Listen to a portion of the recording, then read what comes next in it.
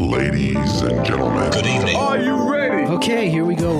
You're listening to the Deal Room Podcast. Join us as we bring you the inside scoop on business sales and acquisitions. Get across trends in the area and hear the industry's best recount their real-life tips, traps, and experiences. Now, here's your host, Joanna Oakey. Hi, it's Joanna Oakey here and welcome back to the Deal Room Podcast, a podcast proudly brought to you by our commercial legal practice, Aspect Legal. Now, today we have on the show the fabulous Rod Hore from HHMC Global talking with me all about how using shares as a talent retention strategy can impact you when going to market. Now, this is the second part of a series in this discussion between Rod and I. And if you're interested in hearing more of an in-depth discussion about the background of why you might use shares as a retention strategy for staff, what alternatives there are to shares, shareholders, and discussing the concept of being more corporate, then head over to our Talking Law episode where we talk all about the background of using shares as a talent retention strategy with a particular focus on professional service businesses. But of course, this can be just as relevant to almost any business. So you'll find a link in our show notes back to that episode in Talking Law, which is a podcast that is a sister podcast of The Deal Room, where Rod and I talk all about the background details of using shares as a talent retention strategy. But in today's podcast, Rod and I are specifically focusing on how shares within a business being held by your employees might impact you going to market. So we talk about what a company might do to prepare for this as a strategy. It's important to be prepared, but we also really talk about valuation in a business, how using share schemes for employees can really impact your value at exit, both in a positive and sometimes also in a negative way. So without further ado, here we go with our discussion with Rod Hore. Well, thank you, Rod, for coming back to the Deal Room Podcast. Of course, you're a serial guest. I absolutely love having you on our shows. And this being the follow-up to a discussion that we had in our sister podcast, Talking Law, I'm really excited to drive into how this subject really impacts a business at sale. So, Rod, thank you once again for coming back to the show. Oh, it's a pleasure. Always good to talk to my favourite lawyer. I did not pay you to say that, by the way. I just like to catch you off guard. You did that. Okay. So, and obviously, just before we get into this, can we step back a moment? Because in our previous discussions, if our listeners have heard those on Talking Law, where we talk really about the how-to of organising employees to hold shares and why that works as an employee retention strategy, what we didn't really talk about was how it relates to exit. Maybe if you can give our listeners a quick background on you and your background, because I think that will really help to inform where we're going today in talking about exit, because of course this is your area of specialisation. So maybe just give us a quick background, Rod. Sure. So for about 20 years, HHMC has been providing merger and acquisition services within the services industry, but we have a very strong focus on the recruitment industry, also some work in the IT services industry. And in doing that, we are talking to a lot of small to medium organisations as they go through their life, and we see and work with the owners of those organisations on the influences that have given them value or not given them value. And certainly retention of staff and how you motivate staff and keep staff going, and the corporate nature of your organisation when you come to present it to a seller, to a purchaser, is really, really important. And a lot of it comes down to the things we're talking about today, making sure that you strategically get yourself organised. Yeah, and well, let's drill into that a little bit more, because it really is such an important point for what we're talking about today. But why is it that a business is more valuable the more corporate it is, the more corporate it's run? Can we talk about that for a moment? Yeah, look, it's very hard to actually put into dollars and cents, but there is no doubt that the more attractive you are to a purchaser, the more that they will stop and pause and actually investigate you as an organisation, as opposed to going to someone down the street. So you want to be attractive to an organisation. And if you're a pure lifestyle business where there's just the original founders and they've been doing their stuff for a period of time and they don't look like the purchasing organisation in any shape or form, the way they do their accounts, the way they organise themselves, the way they set their strategy, the way they run their business doesn't look like the purchaser. But the more you become corporate, the more you move towards having all of the disciplines, I suppose, of a slightly larger organisation, a more corporate organisation. It actually assists in getting attention to your organisation. Now, I'd also argue that in doing that, you will be a better organisation, you will make better decisions, you will earn better revenue, and you will make more profit as well. And that's what generates the value.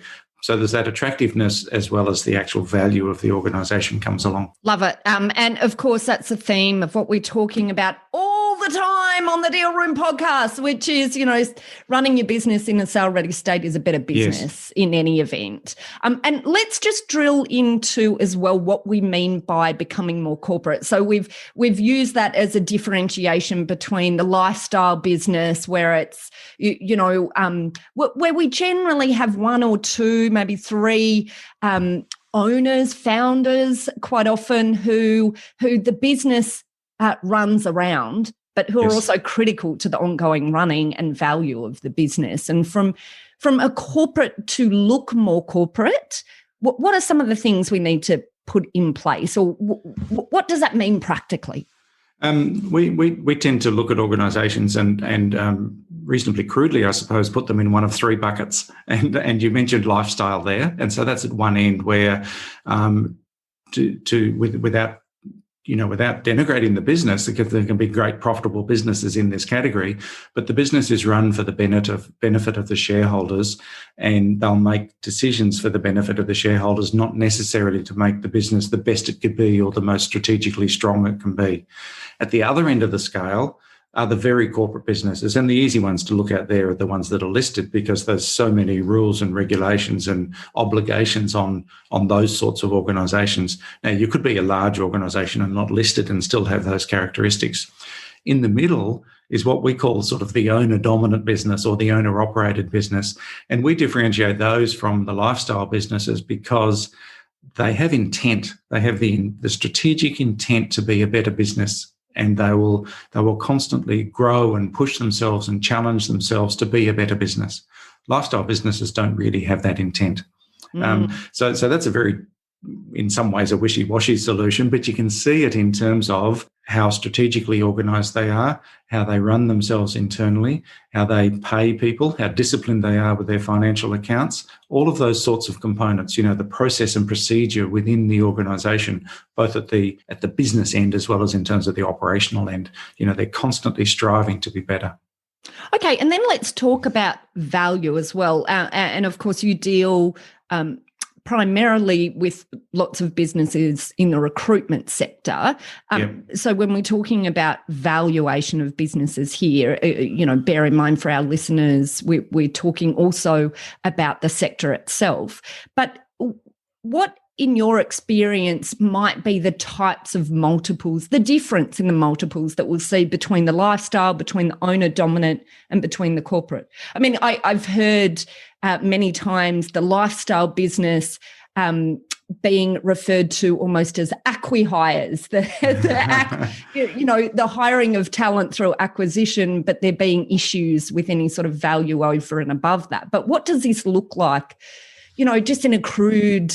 Yeah, look, let's ignore structure at the moment, and let's ignore working capital. So let's just take those things off the table and just talk about a multiple of profit at the moment, because that's sort of the the pub talk way of discussing value. Yep. And so a lifestyle business usually is somewhere between not much, like close to zero, and maybe up to a 3 times multiple within the recruitment industry. But it'd have to be a larger business that had other sustainability factors about it to allow it to get up to that sort of 2 to 3 times multiple of profit. An owner-dominant business that has got all of those characteristics of striving to be a better business will usually have addressed a whole range of sustainability issues. It'll usually balance its business better. It will run a cleaner set of books, so it's easier to assess. And they can be in that sort of, 3 to maybe even up to 5 times multiple. And a business that is truly corporate, there's actually not many of them in Australia. They're the top of the pyramid. They can be, 4, 5, 6, 7, 8 times multiple, depending on where they sit in size and a few other characteristics. So there's definitely a valuation change as they go through those positions. And a valuation driver for what we're about to talk about now. But I think this is really good background, because some of these background concepts, because we work in the industry all the time, it's obvious to us, but I think many of our listeners will find it really useful to understand, here's the real drivers for moving towards being more corporate in your disciplines in the business, and how you're approaching some of these issues that we're going to talk about. And look, and we want owners to be self-assessing in this area so that they clearly understand where they are. There's nothing wrong with being in any category. It's a choice, It's just that we don't want people to end up there without having made conscious decisions, and we don't want people to not understand the implications of the decisions they've made.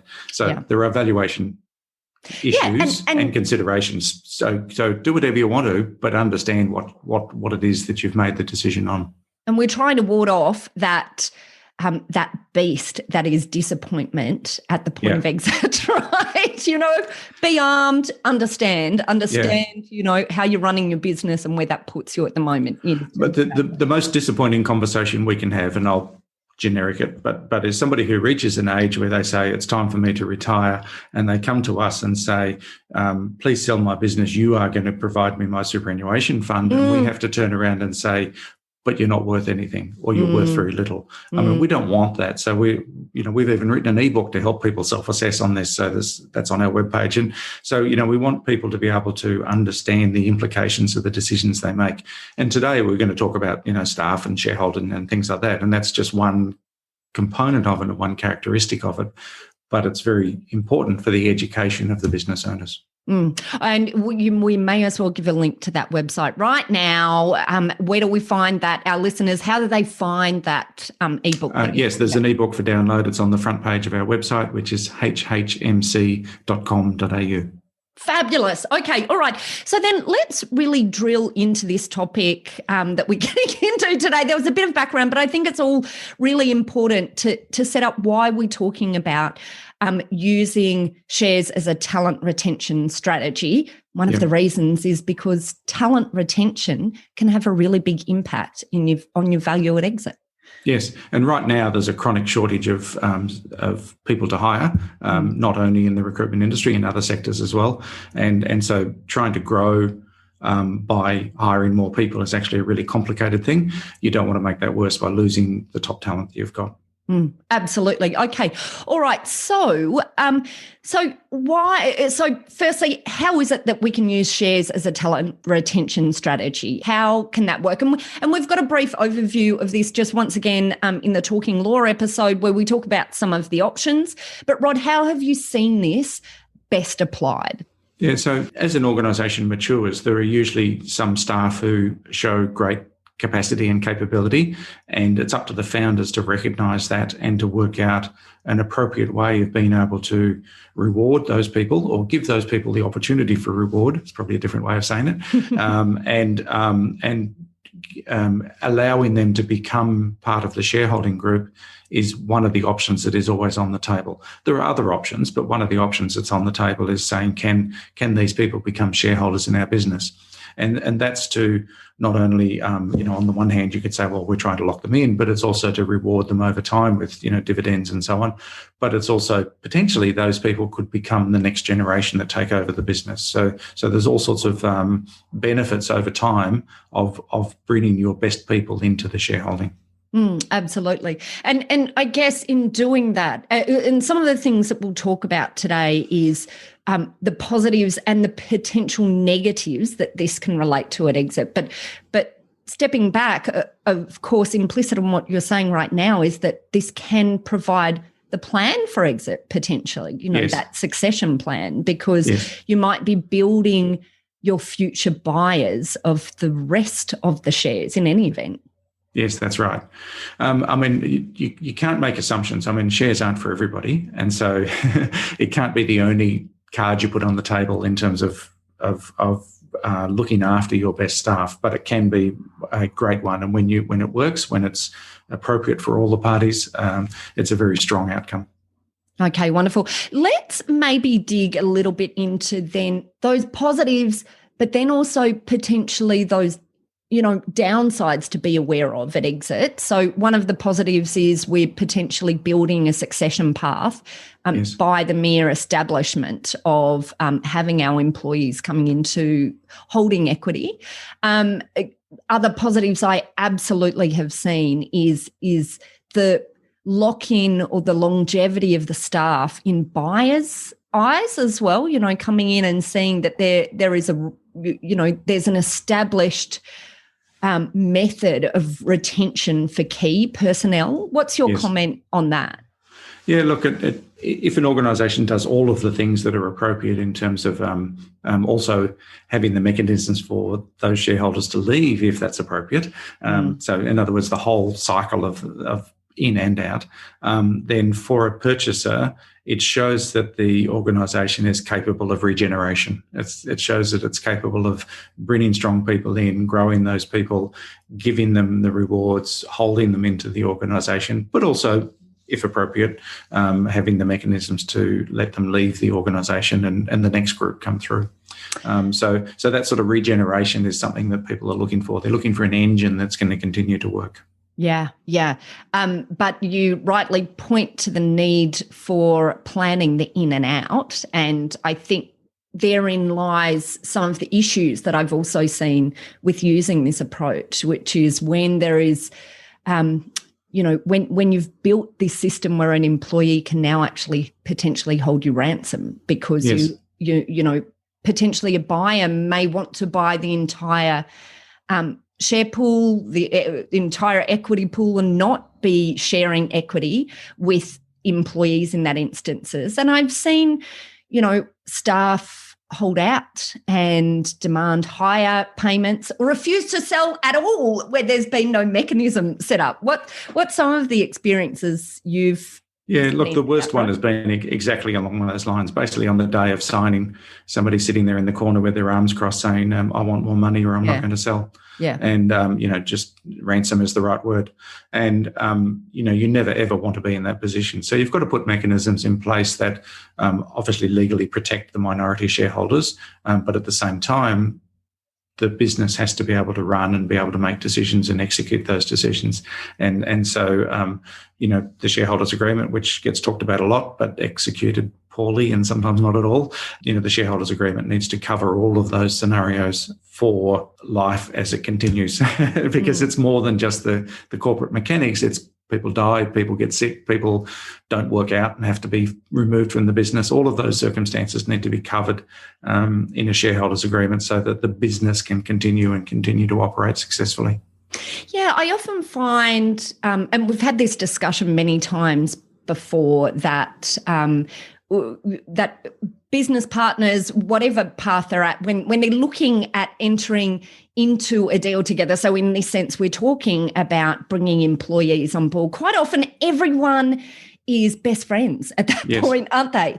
And sometimes I just wonder if businesses sometimes end up in this situation without clear delineation in shareholders' agreements about how to deal with exit, because either number one, they just don't think that they're going to fall out. They just don't appreciate properly the high likelihood that people change over time and their motivations change and their experiences change. Or number two, whether they're just concerned, about being off-putting to an employee that they're looking at bringing on board. What do you think the reasons are, Rod? What have you seen as the reason? Look, I think it's. I actually think it's really hard for super serious conversations to be held amongst people who work together, and without pushing ourselves, but we get into this situation a lot. I mean, as you do, is that an external party can actually ask all the really dumb, hard questions that need to be asked.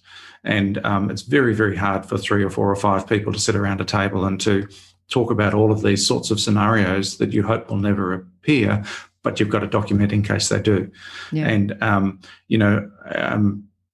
people grow apart over time. I mean, sometimes it's not catastrophic type events like, death and all those sorts of things that cause the problems. It's just people gradually grow apart over time, or their performance drops over time. And so you've actually got to sort that out and have that clear and honest discussion, and then document it so that you've got mechanisms in place for the business to continue. So the business comes first, everybody else comes a little bit second in terms of being able to operate. Mm-hmm. And look, if I can give just a longer answer on that in one area, some of it starts from when you have a group of founders for a business and they've been operating the business for a period of time, and this is the first time that they're thinking of bringing somebody else into that shareholding. There's actually a whole range of things that those people need to do to unwind themselves from the very comfortable existence that they've got into. And one way to just talk about that is that they become the legal directors, and they become the shareholders, and they become the executive team, all wrapped up together and not ever separated out. And they operate the business in that manner. So if you're bringing somebody else into the executive team, or you're bringing somebody else in as a shareholder, you need to start to unbundle all of that and operate in a different manner. And those sorts of conversations can actually be quite confronting for the original founders. But if they don't do that properly, then the chance of all of this succeeding is actually quite low. And I do know you do a lot of facilitation in this area, Rod. And I just think that's, one of the points that I want to make is that I think that is really critical, because obviously we ultimately need to reflect all of this in a legal agreement, which is usually shareholders agreement. And there may be option agreements as well sitting next to this if we're using options as a way of providing equity, or the possibility of equity in the future. But by the way, the other document that doesn't get talked about enough is actually an employment contract, because quite often the founders don't have an employment contract. And an employment contract is a really important tool for when things go wrong, because that defines how you can remove somebody from an organisation or not. Yeah, brilliant. Exactly. And so then we have each of these legal agreements. And of course, I'm a lawyer. I think these legal agreements are, fabulous and critical. But the point is, I see them as a checklist. They're a checklist. They're forcing you to ask the questions that are important. And sometimes, unfortunately, the checklist perhaps has been inappropriately prepared if you haven't got clarity on exit, if you haven't got clear drag-along clauses, if you haven't, reserved the rights for the founders to have some sort of control at exit. Yes. But winding back then to the concept of facilitation, whilst you have the legal agreements as a checklist, there's a lot of thinking that goes behind arriving at the right outcome. And it's not that there is a one size fits all. There's no one answer that applies to every organisation. And that's why I think having facilitation will help you come to a much better outcome. And ensure that there's this proper meeting of the minds, which is what it should be. It shouldn't be at the end of the day that people are surprised about what the agreements reflect. That's my perspective. Yeah, look, everybody's drivers for life are different. The way the business is set up is different from one organisation to another, set up and in terms of its goals and objectives and strategy and so on. And if you're going to change that, then you really need to go back to first principles a little bit and say, why are we here? What are we trying to achieve? And how are we going to take this forward?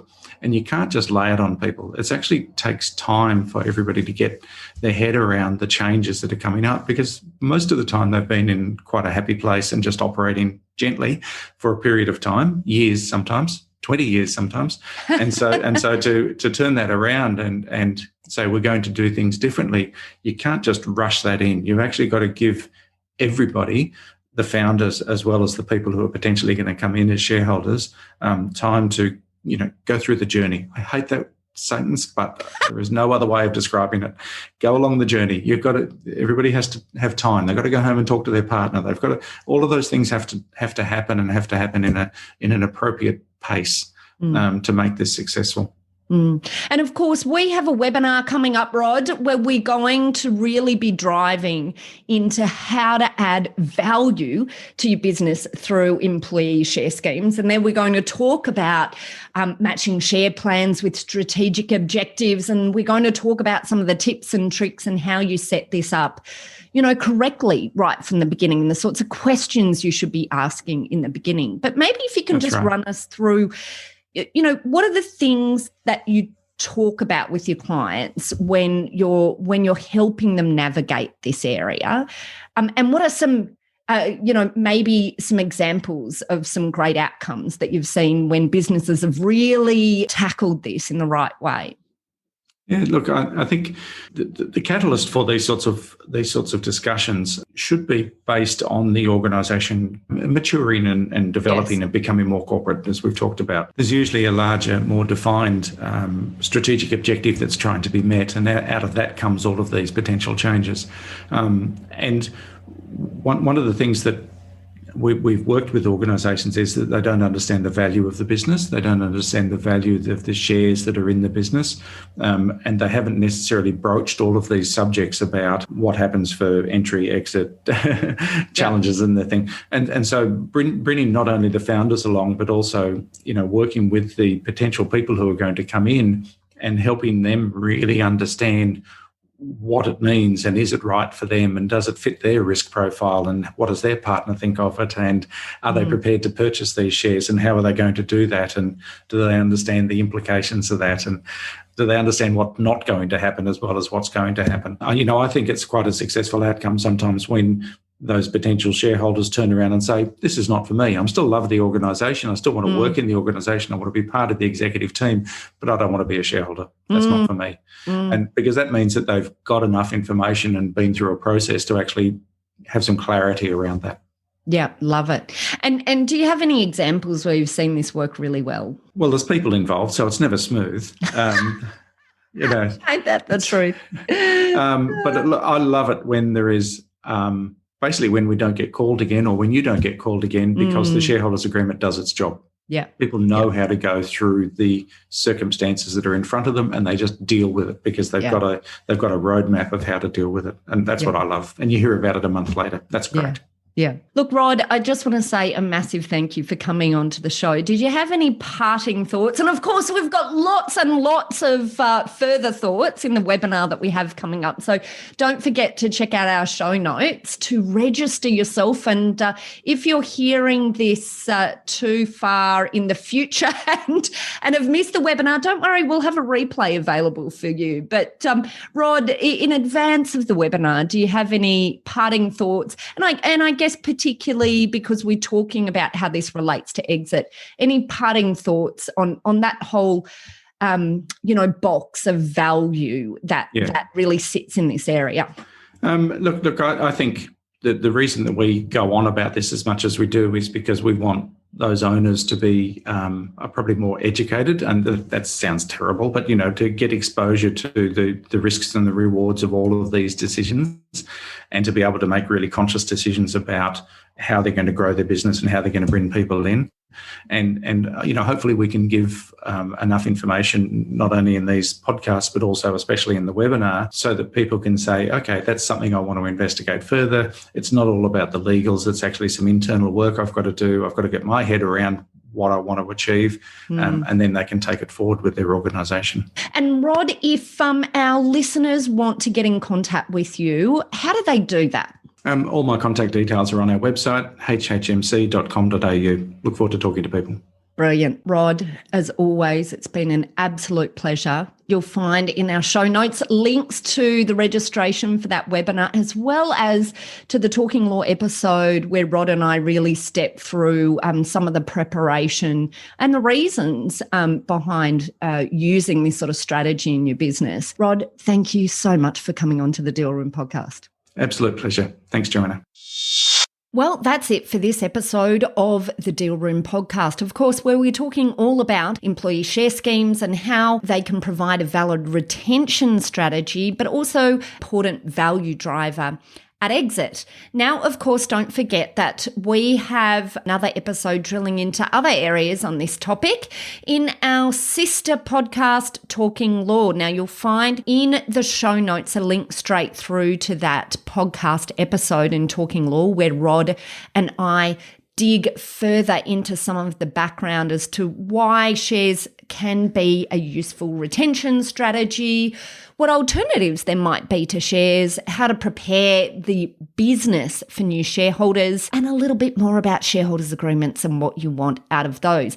And of course, if you found the topic extremely interesting or something that you're considering for the future, or perhaps have even entered into but are not entirely sure whether you've set it up correctly, then make sure you tune in to the webinar with Rod and I discussing how to add value to your business through employee share schemes. And in that webinar, we're drilling into matching share plans with the strategic objectives, understanding the pros and cons of share plans, how to get the structure right, critical background work, operational considerations going forward, and lots of implementation tips and tricks. Now, if you want to register for that webinar, then simply check out the show notes where we have a link straight through to the webinar registration page. Of course, it's free. So why not? Why not register? And if the webinar time has passed, don't worry, we will have an on-demand version for you. So just check out the show notes for that.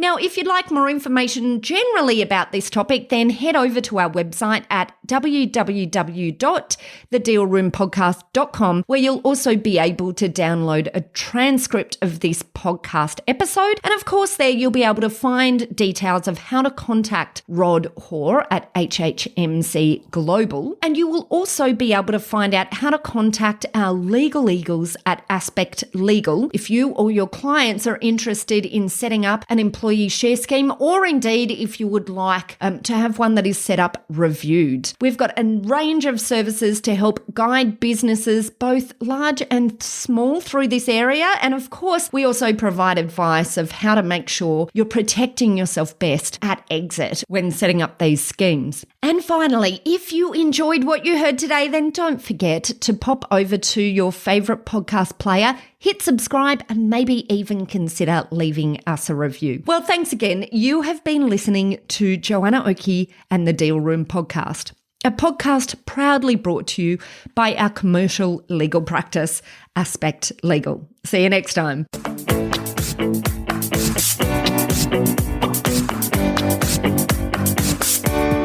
If you'd like to find out more about how to add value to your business through employee share schemes, then make sure you register for our upcoming webinar where Rod Hore and I talk about employee shares. We talk about matching share plans with strategic objectives, understanding the pros and cons, getting the structure right, critical background work, and lots of implementation tips and tricks. So please make sure you hit the registration link in our show notes or over at our website, talkinglaw.com.au. And there, if you have missed the webinar, you'll also find details of how you can catch up into the future and get a copy of the on-demand version. Ladies and gentlemen.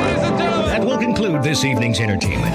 Thanks for listening to the Deal Room podcast. To find out more about this episode and other episodes in the series, check out the show notes or head over to our website at thedealroompodcast.com.au.